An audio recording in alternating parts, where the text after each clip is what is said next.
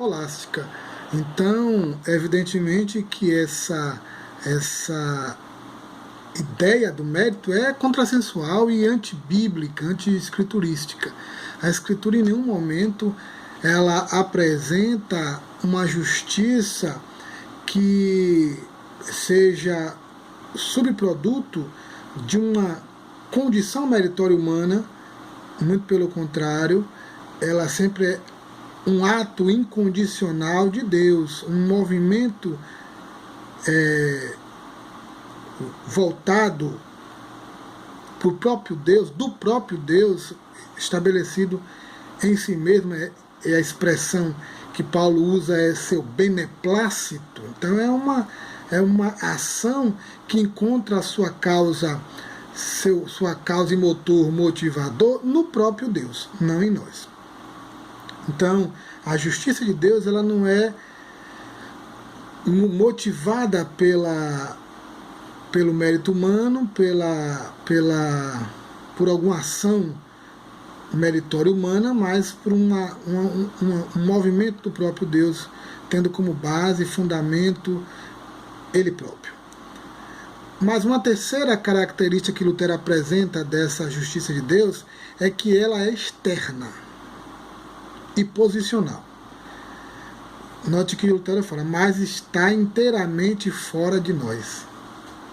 Aí Calvino vai dizer Iustitia aliena, essa justiça externa que apresenta o pecador como inocente e justo diante de Deus, mas não baseado nele, mas baseado em outro.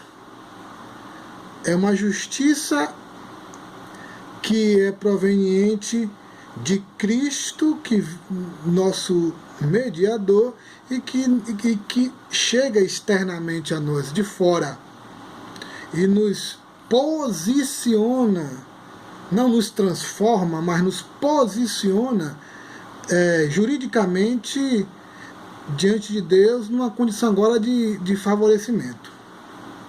Éramos inimigos, estávamos fadados a receber a ira justa e justificada de Deus sobre nós por conta dos nossos pecados, do nosso desvio da vontade originária de Deus, e tanto a expressão avon, que é a mais geral no Antigo Testamento, como a expressão grega também para pecado, né, hamartia,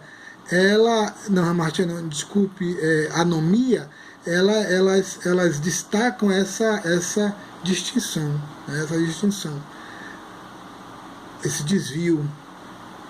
Por isso que a justiça tem que ser proveniente de outro, e ela nos atinge, mudando essa condição existencial diante de Deus, né? Então Lutero vai dizer que essa é uma justiça aliena, é uma justiça externa que nos apresenta diante do juiz cósmico, agora numa nova condição, num novo status jurídico, né? A justiça de Deus, a justificação, nos confere um novo estado jurídico diante de Deus. De agora, justos. Antes, condenados e objetos da ira de Deus, ectroi, agora para justos, né? De kaioi, justos diante de Deus. Outra expressão importante de Lutero aqui sobre justiça, que também é presente na teologia reformada, é que essa justiça, além de ser uma justiça externa, ela é uma justiça cristocêntrica. Ou seja, ela é uma justiça que vem de fora, mas vem de Cristo.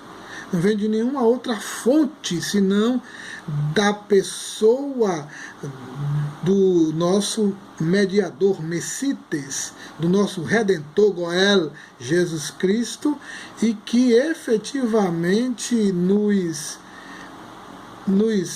cobre, de tal maneira que diante do tribunal divino nós somos recebidos como inocentes, inculpáveis, sem nenhuma ilicitude ou antijuridicidade diante de Deus, mas completamente absolvidas. Glórias ao Senhor por isso. Que justiça maravilhosa, que coisa tremenda é essa ideia de que Jesus Cristo é por nós, nosso mediador. E esse é o conceito que Calvino traz quando ele fala Cristo pro nobis, né? Cristo por nós. Mas é importante dizer que Cristo é por nós, se de fato pudermos dizer Cristo pro mim, ou seja, Cristo para mim, né? E isso pela fé. E a fé é essa mão que se abre e recebe os benefícios redentivos e justificadores de Jesus Cristo, né? Como nós, sozinha, né? Mediante a fé, isso não vem de vós, é um presente, o doron é um dom de Deus, né? Diz Paulo lá na sua carta aos Efésios. Lutero também vai nos dizer que essa justiça, por ser uma justiça externa, centrada em Jesus, ela também é uma justiça graciosa. É uma dádiva de Deus, mediante a graça e dádiva, diz Lutero. É isso mesmo. Essa justiça é graça, caris, hashed, é graça e dádiva, do Deus que é o Deus de toda a misericórdia, El Malel Hahami, o Deus de toda a misericórdia, e que nos confere pela fé, escute, pela fé, não pelos méritos, ou pretensos méritos, melhor dizendo, mas pela fé, como uma ação incondicional, imerecida, injustificada, mas que de uma eficiência absurdamente cósmica e escatológica, e que na sua dramaticidade salvífica, salvadora, não respeita nenhum critério dogmático, meritório, falso moralista ou esses critérios que nós dentro das instituições religiosas colocamos, e nessa dramaticidade histórica nos apresenta como salvos diante do Senhor. Isso é a salvação, é essa aceitação graciosa, imerecida e incondicional de Deus, tão somente pela fé, como instrumento de cooptação dessa justiça divina. E Lutero vai dizer então que essa justiça é graça. Mas outra coisa importante é que ele diz que essa justiça também ela é atributivo existencial, ou seja, ela nos confere realmente a condição de absolvidos e todos os resultados e consequências e implicações dessa nova condição e status jurídico. Glória a Deus. Aí Lutero diz: e se torna tão completamente nosso como se nós mesmos o tivéssemos alcançado e obtido. Olha que coisa!